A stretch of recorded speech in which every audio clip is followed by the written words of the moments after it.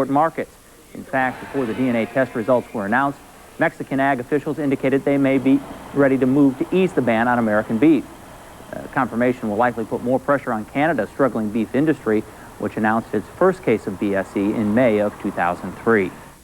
When the USDA first announced the possible case of mad cow disease in the U.S., it caught many people by surprise. But the Cattlemen's Beef Board was ready to react and to get the word out to consumers about the disease. Cattlemen's Beef Board Chief Operating Officer Monty Reese offers more on how the industry has responded to this case. It was just 2 days before Christmas when the news broke that a cow from this dairy farm in Washington state was thought to have the disease.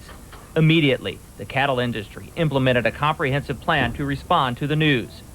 Within 15 minutes of the end of USDA's press conference announcing the case of the one cow in Washington state, we were on a press conference with checkoff dollars that involved over 120 media representatives from all around the country, even internationally, trying to give to them responsible, science-based, accurate information so that they could deal with reporting this issue in a practical, reasonable, responsible way. As expected, the announcement of a case of mad cow disease in the U.S. sent markets sharply lower. But while concerned about that movement, the Cattlemen's Beef Board was looking at a longer-term issue, consumer confidence about beef.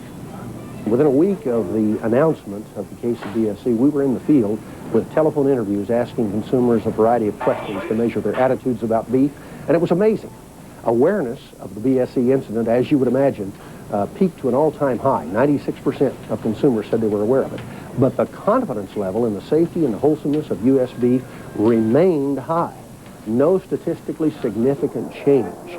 While the majority of Americans continue to have confidence in the safety of meat, U.S. beef import markets remain closed. Working with the U.S. Meat Export Federation, Reese says checkoff dollars are also at work on that front. And the Meat Export Federation is communicating those messages to countries around the world. And if we truly base those decisions on science, then I'm confident that we will restore those marketplaces in the fairly near future. And they're very important to our U.S. beef industry.